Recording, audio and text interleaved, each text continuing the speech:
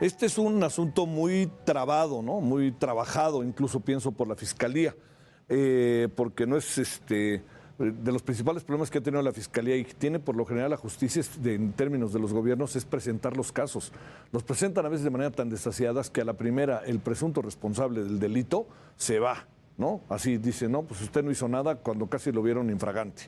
Entonces, creo que la Fiscalía quisiera pensar hizo aquí un trabajo más minucioso. Vamos a ver qué pasa con el proceso. ¿A qué nos referimos? La Fiscalía General de la República anunció que obtuvo órdenes de aprehensión en contra de 22 personas implicadas presuntamente en el desfalco millonario fíjese nada más y nada menos, eso sí me parece brutal, ¿no? Que alguien haga un fraude de esta naturaleza millonario contra la seguridad alimentaria mexicana, esto que se llama Segalmex, dentro de los grandes proyectos del gobierno. Bueno, entre los señalados por la Fiscalía están 2 exservidores públicos de dicha secretaría. El resto son 4 ligados a empresas con las que se habría coludido y 6 beneficiarios de los recursos derivados del organismo. Las 22 personas, para que veamos dónde están las cosas, estarán implicadas en irregularidades en contratos y pagos por más de la cantidad de 142 millones de pesos. Ello para la compra de toneladas de azúcar, de las cuales, ¿qué cree? No pudieron probar nada, ¿no? Que hayan sido entregados a Segalmex. ¿Dónde está el dinero o dónde está el azúcar? Como usted lo quiera ver. Pienso más en lo primero, el dinero. La Fiscalía General de la República está trabajando 4 carpetas de investigación relacionadas con el robo millonario a Segalmex. Hasta el momento ha logrado 6 judicializaciones, así se llama, judicializaciones. Recordemos que en mayo del 2022, el grupo parlamentario del PAN presentó una denuncia contra Ignacio Valle Fernández, ex titular de Segalmex, por anomalías que suman 8,637 millones de pesos. Debo decirle que este tema, este asunto tan delicado, tan grave, pues es un golpe fuerte para el gobierno, ¿no? Hechos de corrupción y sobre todo en un área tan sensible, ¿no? Diría yo, como es Segalmex, la seguridad alimentaria mexicana. Eso es lo primero. Lo segundo, que haya tenido que renunciar un funcionario de alto nivel como Ignacio Valle, que pues es un hombre cercano al presidente, incluso cuando estaban allá en el INI, el Instituto Nacional Indigenista, pues ahí trabajaba con precisamente el funcionario Ignacio Valle. Pero también lo otro que le debo decir, que este es un asunto propio de la investigación periodística, trabajo de ONGs, y que es por ello que ha podido salir tan a la vista de todos nosotros. Y también tiene que ver con cosas que decidió el INAI, ese mismo instituto que dicen que no sirve para nada. Usted dirá por dónde andan las cosas y qué importancia tiene esto. Iván Alamillo es periodista de investigación de Mexicanos contra la Corrupción y la Impunidad, y yo le diría que paulatinamente Iván fue trabajando con un equipo, ahí iba trabajando y trabajando y trabajando hasta que logró llegar hasta el final de esta historia, que creo que sí, de alguna otra manera, es un revés en términos de la lucha contra la corrupción. Lo importante, podrían decir algunos, es que hay remedio y trapito porque ya están detenidos los presuntos responsables. Bueno, Iván Alamillo, te saludo con mucho gusto. ¿Cómo has estado? Buenas noches. Javier, buenas noches. Un placer estar aquí contigo y con el auditorio de nuevo. Gracias por tu participación. A ver, el ABC de Segalmex, ¿y qué pasó? ¿Qué hubiera pasado si ustedes no investigan? Pues mira, me gustaría pensar que otros colegas iban a investigar también, pero en estos 2 años hemos descubierto un desfalco de 15,000 millones de pesos. Para que el auditorio se dé una idea de la magnitud del desvío, 15,000 millones de pesos equivale al doble de la estafa maestra de Enrique Peña Nieto. Uf. O, dicho de otra forma también, equivale a 150 casas blancas también de Enrique Peña Nieto. Entonces, pues es particularmente grave porque Segalmex es una dependencia bastante noble que se encarga de vender productos de la canasta básica a precios subsidiados a la población más necesitada, más pobre del país. Y el hecho de que esta dependencia no haya funcionado como debía funcionar, pues afecta directamente a la población que más lo necesita.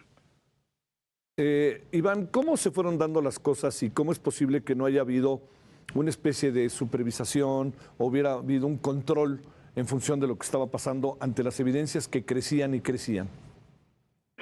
Pues es un poquito difícil de explicar. Quizás algunas personas la explicación que le encuentran es que Ignacio Valle es una persona muy cercana al presidente de la República, porque fue su primer jefe político en los años 70, y quizás también porque el presidente, y lo sabemos, en este sexenio no se han reconocido y no se han castigado casos de corrupción de esta magnitud. Entonces, tal vez fue una especie de cobertura de parte del gobierno para hacer el tema a un lado y olvidarlo. Tan es así que el propio Ignacio Valle, cuando el escándalo ya se había destapado, el presidente lo quita de Segalmex y lo pasa al Instituto Nacional para el Federalismo y el Desarrollo Municipal de la Secretaría de Gobernación, pues básicamente ocultándolo, ¿no? Entonces, pues esto es lo que pasó. La Auditoría Superior igual ha presentado denuncias, la Función Pública, la UIF, la Procuraduría Fiscal. Es decir, ya no había forma de ocultar este desfalco. Iván, ¿podría tener algún tipo de responsabilidad Ignacio Valle? Por supuesto, por supuesto. En varios reportajes que hemos publicado en Mexicanos contra la Corrupción, hemos probado directamente su responsabilidad con documentos en mano. Te platico rápidamente un caso, por ejemplo, en diciembre revelamos que contratistas de Viconsa estaban depositando un soborno del 3% de cada contrato en las cuentas de una empresa fachada. Y el responsable de decidir qué se hacía con ese 3% era Ignacio Valle, de acuerdo con la normatividad interna de Segalmex. Entonces, por supuesto que hay herramientas para investigarlo. ¿Dónde supones que está el dinero o dónde supones que está el azúcar? Pues mira, es un poquito difícil de decir, porque nosotros como periodistas podemos llegar hasta cierto punto por el secreto bancario, y de ahí en adelante pues ya le toca al SAT, a la UIF, a la Fiscalía General. Pero por ejemplo, el año pasado publicamos que algunos contratistas vinculados con empresas fantasma que ganaron contratos en Segalmex ahora están construyendo desarrollos de lujo en Yucatán, en Mérida y en Progreso. Entonces, esa es una pista que la Fiscalía General podría seguir para saber en dónde terminó el dinero. Oye, y la otra es, en sentido político, diría yo, sin tratar de sobrevalorar las cosas o tratar de, diría mejor, si te parece, Iván, sin tratar de señalar gratuitamente, pues es un golpe fuerte para el gobierno en función de su política de la lucha contra la corrupción, más allá de que estén detenidas hoy 22 personas, porque hace pensar que algunas instituciones o, si quieres, instancias de la burocracia podrían tener mecanismos pues de esta naturaleza si no hay una supervisación precisa, ¿no? Sí, completamente. Y también es bastante, pues, sospechoso, quizás sea la palabra, que tuvieron que pasar 4 años y medio para que la Fiscalía General, pues, obtuviera las primeras órdenes de aprehensión.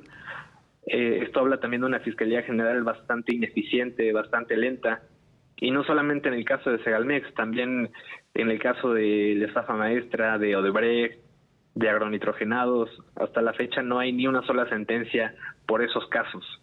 Entonces, necesitamos una Fiscalía eficiente, realmente autónoma, que investigue los delitos y que obtenga sentencias. ¿Por qué supones que no camina rápido la Fiscalía? Entiendo que es un terreno brutalmente especulativo, Iván, pero ¿por qué presumes que la Fiscalía va caminando lentamente con los casos? ¿No los sabe armar? ¿No los arma bien? ¿Toma su tiempo con toda intención? ¿Qué presumes?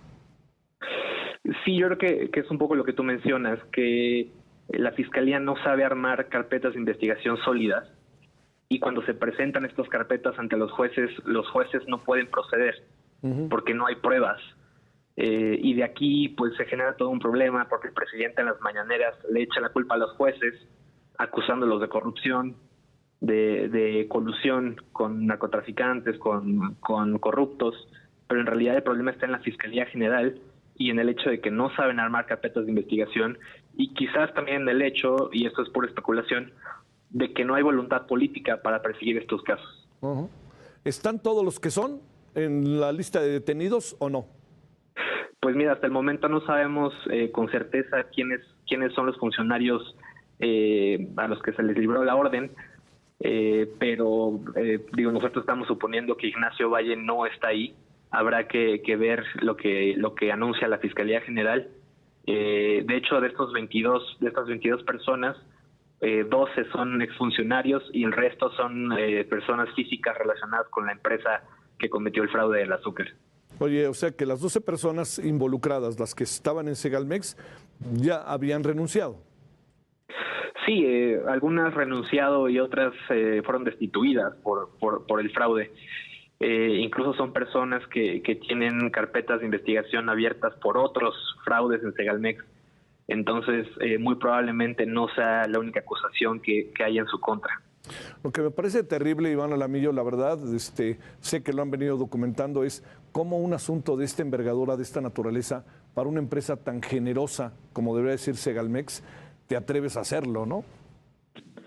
Sí, completamente. Tú bien dices, Segalmex es una dependencia que si funcionaría bien, pues dejaría muchísimos frutos a la población.